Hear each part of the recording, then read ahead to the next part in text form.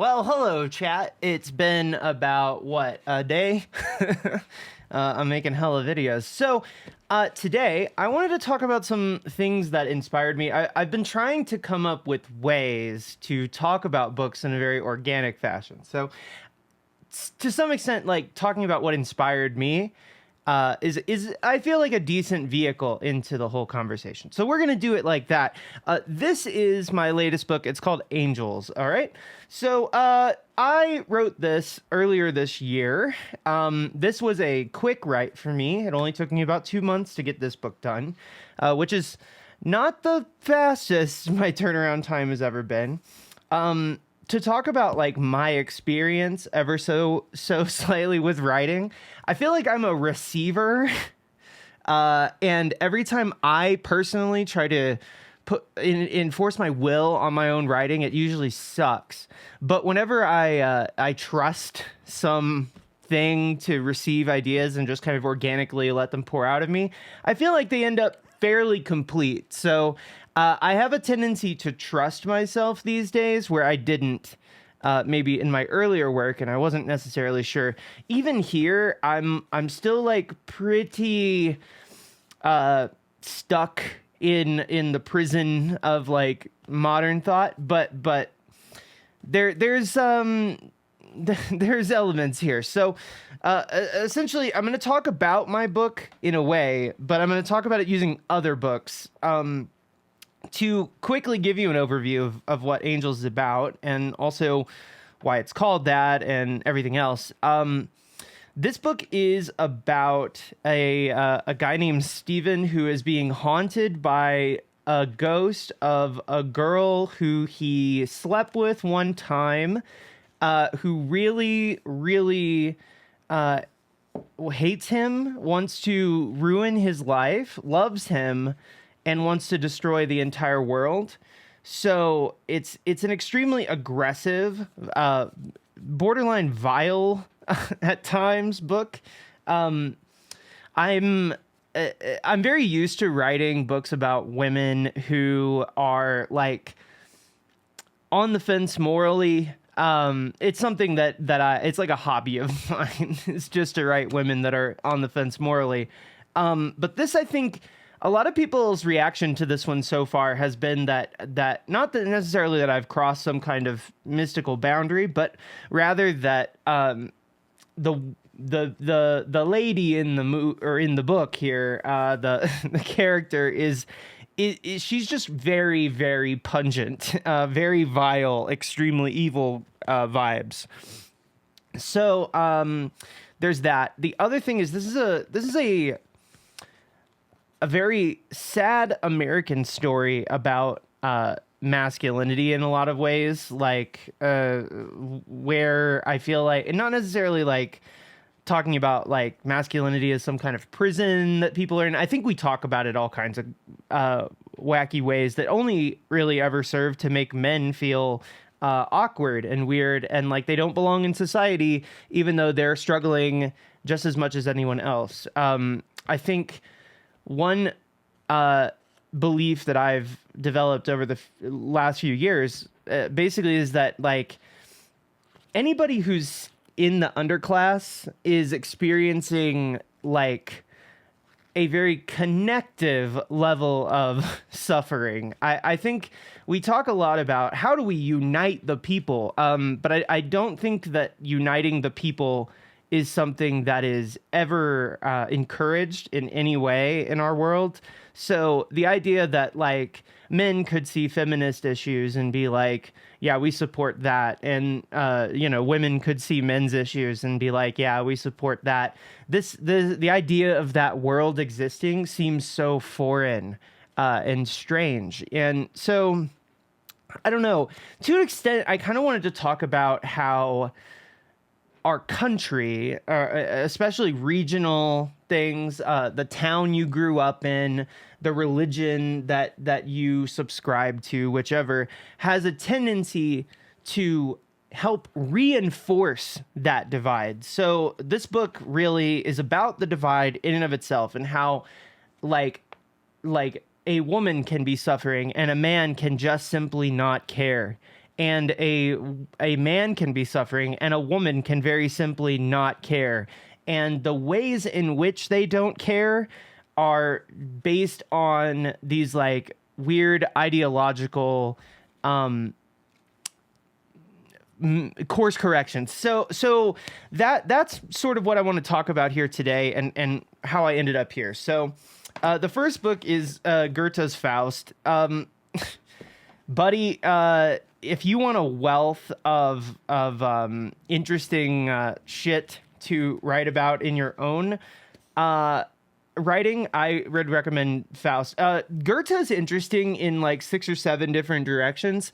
You know, one of the big things that Goethe hammers home is this idea that like sin and failure, trial and error, these are very human things. Of course, we would call it trial and error, but like, I think more in this time, it would have been a little bit more radical to say something like, oh, it's good to sin because it means that we expand our wisdom in some sort of way.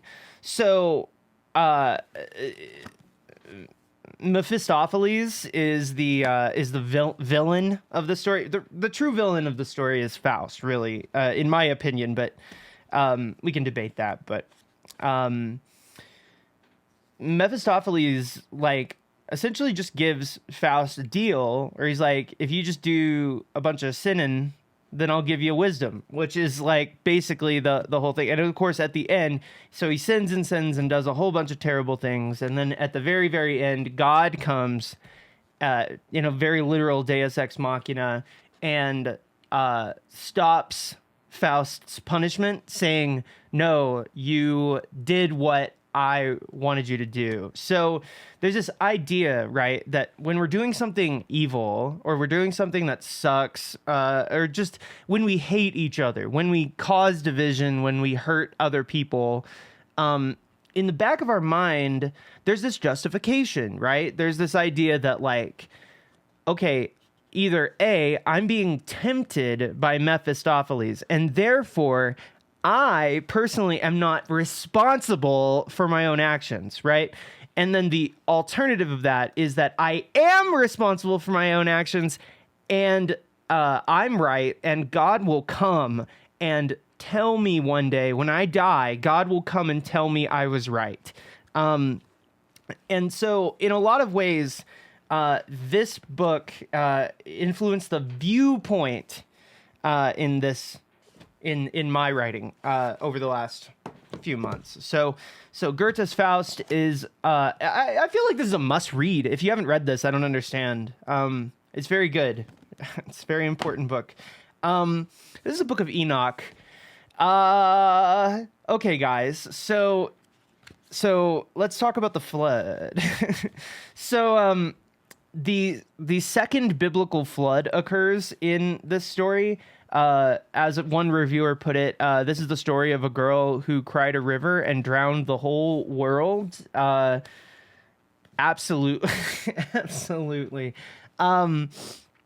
Yeah, so this is about a second biblical flood. And let's talk about the first one, because I think one interesting thing about the Apocrypha, which we're going to talk a lot about the Apocrypha, but is basically how it redefines all of these things for us. So the biblical flood, you know, in the Torah, is it Torah, I believe, or the Talmud? I think it's the Torah. In the Bible, right? In Genesis, the Yahwist writes these things about how, God basically wanted to smite the world for doing evil, right? So there's this example of this, right? The Sodom and Gomorrah example, turn to pillar of salt if you look back, all that stuff.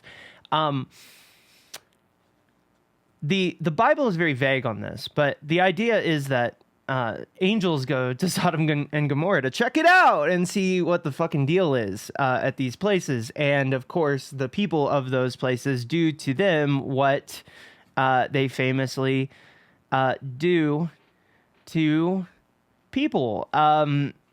And ironically, that's why it's called angels. It's the characters in the story. I equate them to the angels that go into Sodom and Gomorrah. So that's why it's called that. The Book of Enoch questions these ideas that God is smiting people. It gives him a motivation, although it is a strange motivation. And if you're unfamiliar with it, essentially the idea is that after God created Adam and Eve, and then like they spread throughout the world, humans spread throughout the world, there were these things called the Watchers. They were basically angels that God assigned to Earth, and these Watchers, they looked down at Earth women, like human women, and they were like, wow, human women are very attractive. So these angels, these Watchers, came to Earth, ignoring their tasks, slept with these women, married them, and had children with them. And these children are called the Nephilim. And the Book of Enoch is essentially talking about the biblical flood as it relates to killing the Nephilim, because the Nephilim are like these inhuman giants. If you've ever read C.S. Lewis, if you've ever read The Lion, the Witch, and the Wardrobe, the White Witch in that story is meant to be Nephilim. A matter of fact, there's things in The Lion, the Witch, and the Wardrobe where specifically C.S. Lewis makes a point to say, never believe something that says it's human but isn't, and that is ultimately the White Witch, right? So it's the idea of these giants, these Nephilim. And of course, this idea, right? This idea that there is something other than a human being that is on Earth controlling human beings. I mean, if I said the word reptilian, everybody would be like, oh, right. And that's not me saying that this is real, okay? I'm not saying this is real. I'm saying that these ideas have like a pretty long precedent. The idea that there's something on Earth with us that isn't quite human and is like controlling us. Anyway, so that's the Book of Enoch. And I really wanted to explore the Apocrypha for angels. And I must admit, when I read the Apocrypha, this was probably one of the most important books I've read in the last 10 years. This is not new to me. It's been about a year since I learned about all this, but the Book of Thomas, the Book of Enoch, and the stories of Sophia. These stories are so essential. They're so important. They basically argue that there's like basically the God of our world, the one that kills people and the one that hates, that's actually an evil God given birth by Sophia, who's a dyad of the true God called the monad that lives inside of each and every one of us, and is also like basically the Aristotelian prime mover. That's sort of the idea that there's like something that put everything in place, and then all the laws sort of coalesce around it. Think Big Bang Theory, right? Prime mover. So there's like a prime mover, and that prime mover creates these dyads basically as minor gods that control reality, keep everything together. And one of them is a poet god named Sophia. And Sophia decides to create life of her own. So she creates basically God in her own image. So it's like an iteration on an iteration on an iteration. And that God is called the demiurge, or colloquially, we call it the demiurge. And the demiurge is an evil god, basically a monster, terrible monster. And it's alone. So she casts it into a dark cloud, basically because she feels that it's like evil, and she wants to hide it from God, and she doesn't want it to know what it is. So it grows up not knowing what it is, and it grows up lonely. So it creates Earth, and of course we are its creation, right? So defying God and embracing this prime mover is actually somewhat canonical, but it's esotericized. So there's exoteric and esoteric theology, right? The Bible is considered exoteric. You can read it, you understand it, but remember that for a long time it wasn't. The Apocrypha are basically these scrolls that they found like I don't know, pretty recently, I want to say like 70 years ago ish. And there's Jesus teachings in here. There's New Testament stuff, Old Testament stuff, all kinds of stuff in here. The specifically, I can't stress enough, the teachings of Jesus in here are very different than the teachings of Jesus in the New Testament. Matter of fact, they're different guys. Like Jesus here is like constantly saying, "Hey, set yourself free. Remember that you're being enslaved by both a demiurge, a cosmic demiurge, and also Satan as it exists on planet Earth." And of course, what does that mean? It's like industry, finance, things like that. These are good ideas. Like, these are revolutionary ideas, and it kind of paints a much clearer picture as to why a man like Jesus would be killed for these opinions. So anyway, this is just, I mean, this is you have to read this. It'll change your whole life. So when it comes to writing this, I mean, I don't think I ever say demiurge in this book, but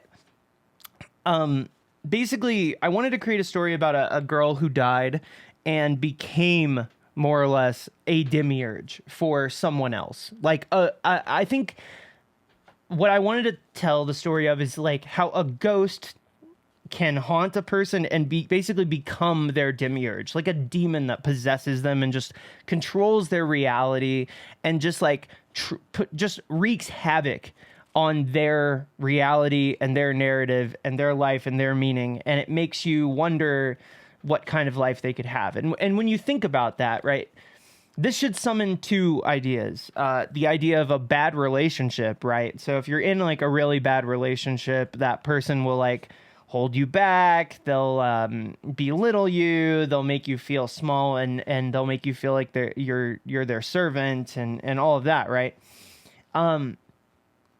But also, when we think about the government, or when we think about like religious institutions like the Catholic Church or these bastions of religion, I mean, think Israel, Palestine. Think there's so many things like this, right? Where it's just like this demiurge idea comes in like a cloud and just changes your reality, changes your story for you without your permission or understanding. And we as human beings just have a tendency, especially in certain areas, to just live and die. And as the famous line from the last line of Night of the Hunter, the film, they abide, right? People ultimately abide by the systems, by the organization. Whenever something comes in that tries to ruin their life, they'll fight back, but they'll only fight back when it becomes untenable. Until then, they will abide. And that I think is my totality idea for that. So basically, I wanted the story to exist both as a macrocosm for this idea, like a complete metaphor, but also as a microcosm for the way that we all feel about our economic system. Now, this book is... I want to apologize first and foremost for the state of this. My dog actually ate my homework. I know that sounds crazy, but this is one of my favorite books of all time. And my dog got a hold of this and basically covered it with mud and fucked up the back cover. Look at this. Jesus Christ. Anyway, this is one of my favorite books. I'm going to have to buy a new copy of this now. I treat my books very well. It's extremely strange that this could happen. It's terrible. Anyway, this is Negative Space by B.R. Yeager. I'm going to do a solo review of this, so I'm going to try really hard not to talk about this too much. But this is probably the single biggest influence on my own book. I owe this book so many debts that it's crazy. I read this book in less than a day. I laid on my couch, began the book, and read it to completion. having not eaten or drank anything for a very long time. This is really great. It's not. I think a lot of people think that this book is disturbing. And I understand why people would say that. Though I think, in truth, this is probably one of the most creatively inspirational works that I've read in quite a while. This is probably my favorite new-ish book. I would love to speak to B.R. Yeager. I think B.R. Yeager follows me on Instagram. I need to... Buddy, buddy, I love your book. Would love to talk to you about it.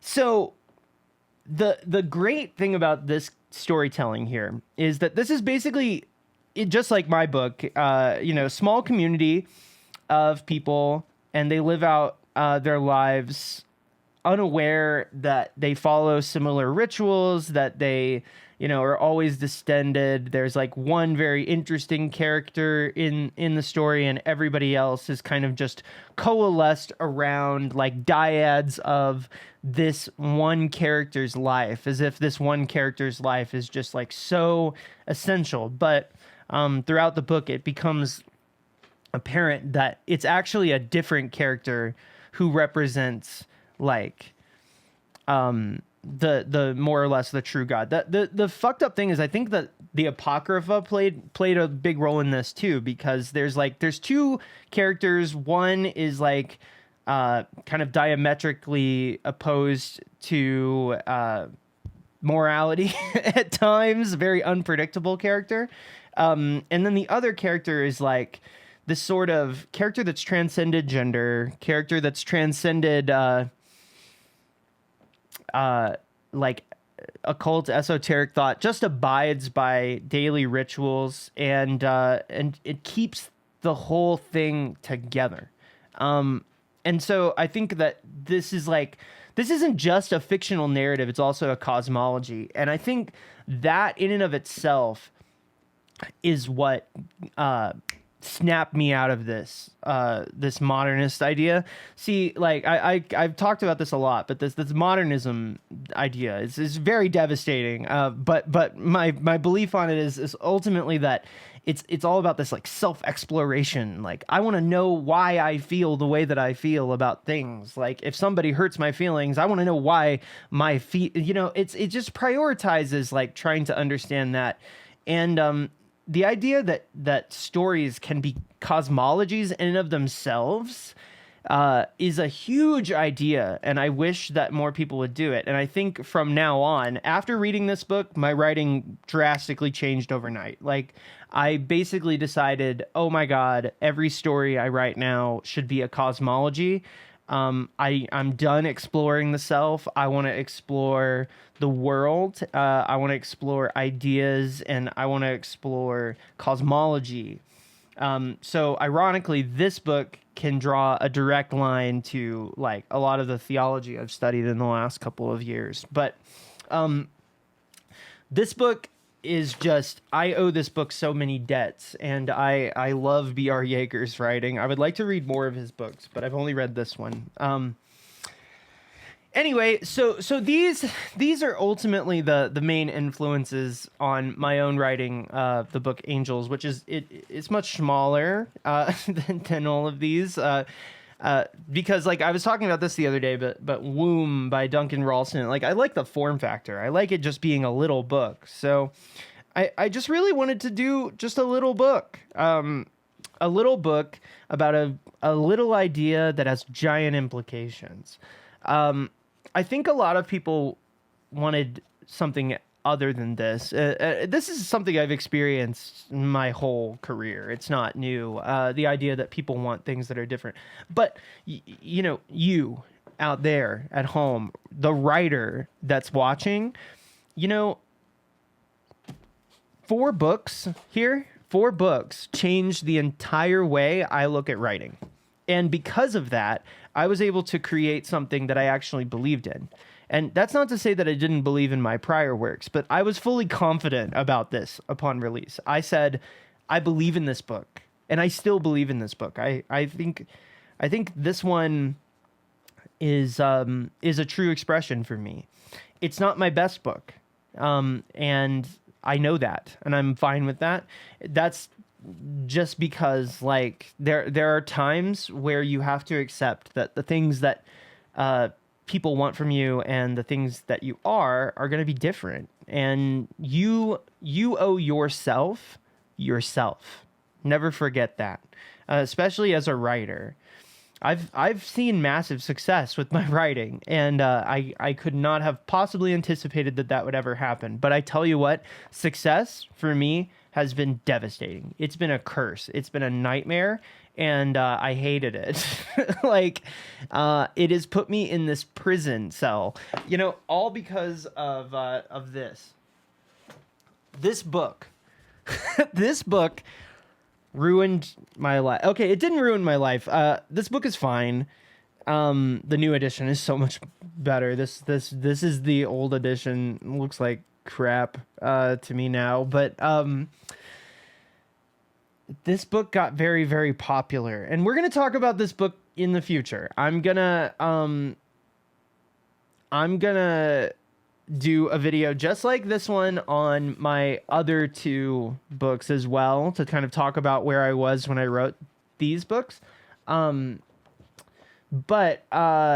yeah, man. Yeah, man. Just because I wrote like this one time doesn't necessarily mean I could ever write like that again, or I would want to write like that again. Matter of fact, I think the best thing you can do when you finish a written work is just forget about it. Get it out there, give it to the people you want to read it. But in general, though, just forget about it. You'll do yourself so many favors if you just forget about it, because ultimately, if it's between this or this, I'm picking this. I like this. I like what I did here. That's just the way it is, guys. I don't know.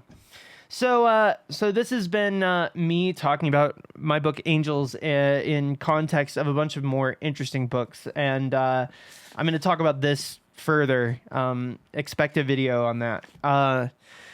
And yeah, I mean, if you like this, I'm going to go through my other ones. I've got my other books, and I would love to talk about, basically everything that I was into when I was making those. So thanks for watching. Holy shit, by the way, 3,000 subscribers as of right now. My last video, I said, I'm going to get 1,000. Now I'm rich. What the fuck? Success. It just comes to me like a fucking magnet. And it doesn't matter if I want it or not.